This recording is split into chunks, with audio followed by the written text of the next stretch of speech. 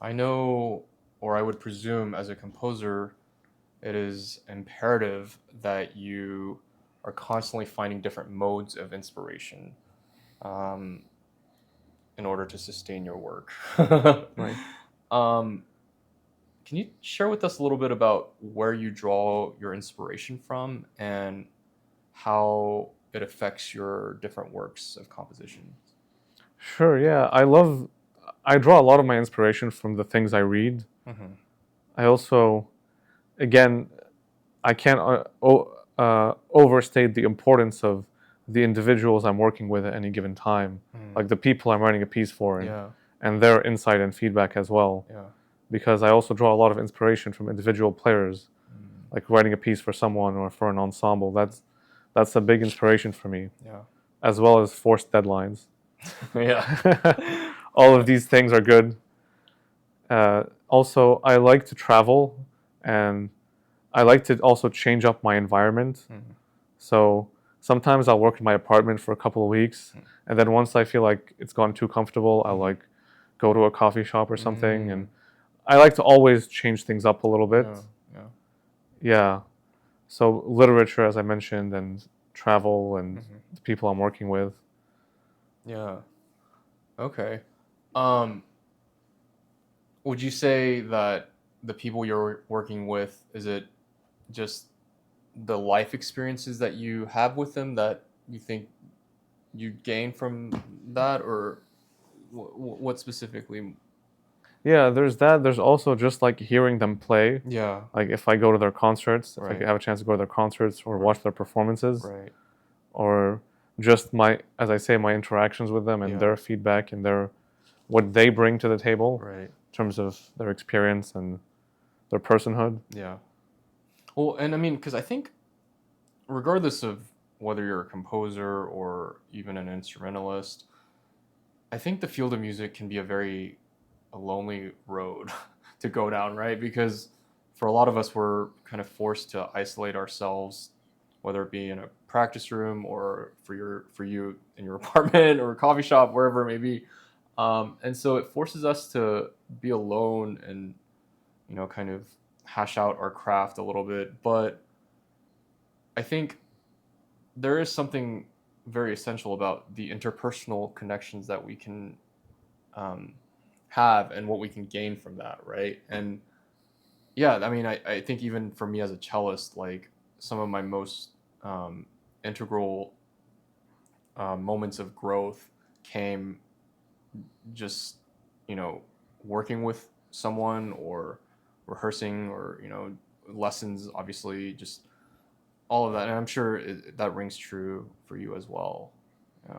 Yeah, that's a part of it. As you say, there's always the tension between working as an individual and Hmm. working with others. Yeah. Yeah. But And in a perfect world, they complement each other. right. Right. So how would you say you balance I don't. that? At any given time, I'm not balancing either. I Yeah. tend to be intensively in one or the other. That's fair. Yeah. Yeah.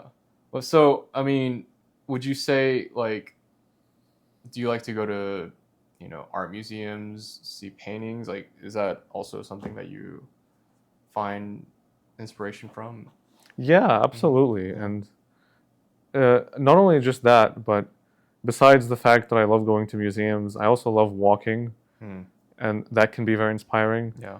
Or I also like trying new experiences, even if that doesn't end up being directly inspiring. Like, even if I don't write a new piece about, I don't know, scuba diving or something, I still find that the experience of it is just taking a break like that from my usual setup Right. is refreshing in its own way, Right. and that can certainly be beneficial Yeah. in ways that might not be easy to explain.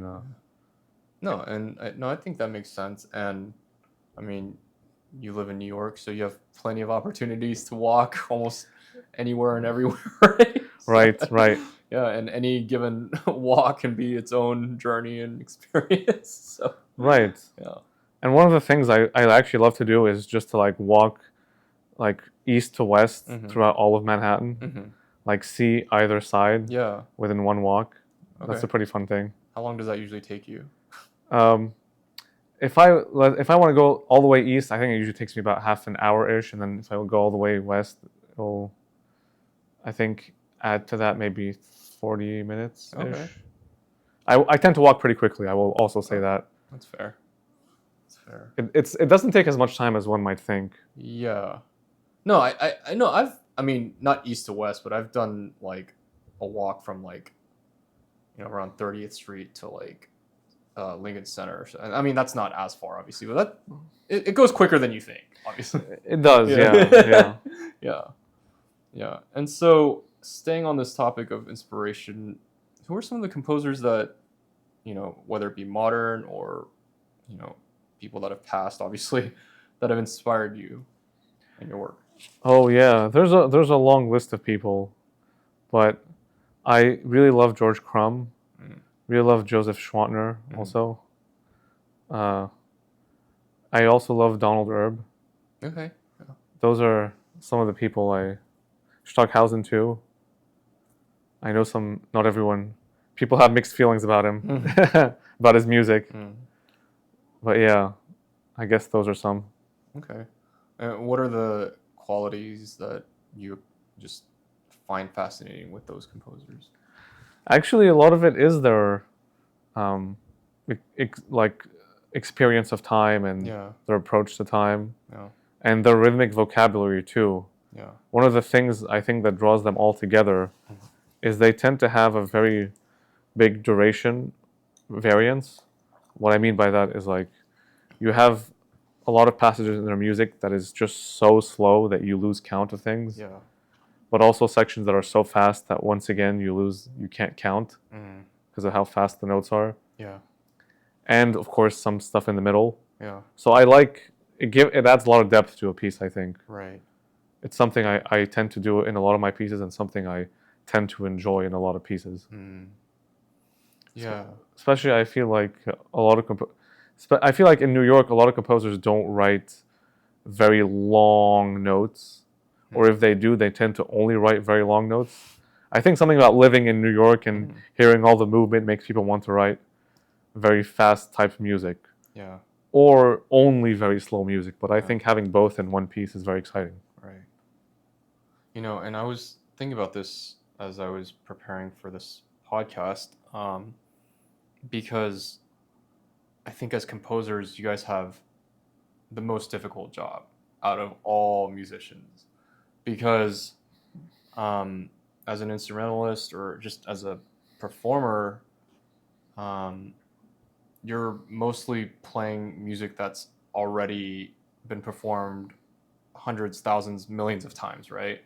And so, yes, of course, you can have your own interpretation, and it can be kind of a blank slate for you to interpret something in a unique way, but at the end of the day you're playing notes that have already been played. But for you as a composer, you have the ultimate blank canvas where you're creating something out of, for lack of a better word, nothing, and you're putting into paper the thoughts that you have in your mind, and that's just I've always found that so fascinating. And so just the idea that you still draw inspiration from composers that you take with you, I think it makes it a little bit easier to digest what you do, because it for me it just seems like such a daunting task to compose. So. Oh, it's a daunting task for me too. It's just yeah.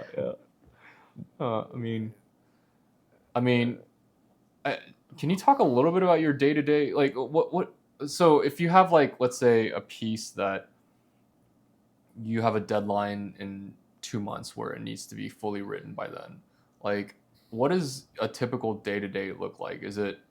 Do you try to tell yourself, all right, like I'm gonna try to get at least this amount of the work done? Like how does that process work out for you? Yeah. Let me, I guess, start by saying two things.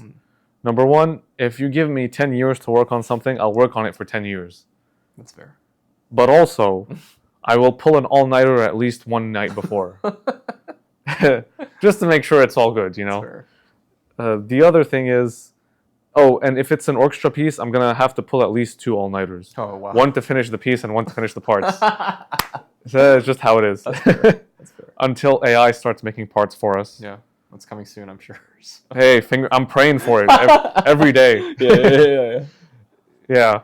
So I don't really have a day-to-day because there's just always so much to do that the life no day can be like any other day. Between right now doing my coursework, I'm also teaching, and between these two things and having to compose and even composing, being a composer, a lot of people might not be aware of this, but you can't spend all your time as a composer only composing, because a lot of composing also has to be things like going to rehearsal, making parts, cleaning up your scores, writing performance notes, trying to apply to grants and competitions and stuff Right. like that. Right. So really, to be honest, only about half my time composing at best only about half my time as a composer is going to be actually writing down notes. The rest of the time has to, if not more than half, has to be taken up by other things. So no, I don't really have a schedule for, and it's not just that. The other thing is, as I'm writing a piece, to me, writing a piece is kind of like discovering a person. Yeah. And the deeper you go, the more connections start to happen, and the stronger the profile of the piece becomes for me. Yeah. So it's really not a linear process. Right. So the number of decisions I make towards the end of a piece is much greater than at the beginning.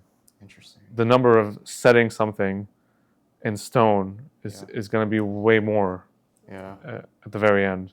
And I also often tend to, as I say in that all-nighter I pull right before a piece is handed in, I also tend to do a final rewriting of the piece that very night, just because I know now so much more about the piece than I did at the beginning. Yeah. And so there's an opportunity to get more things right this time. Yeah. Because I tend to rewrite my pieces many times before they actually go to the player. Right. And I remember a specific instance in which I rewrote a piece like, I don't know, 1 or 2 weeks before it was due, started fully from scratch. Yeah. And, just worked frantically with my hair on fire trying to get this done. Yeah.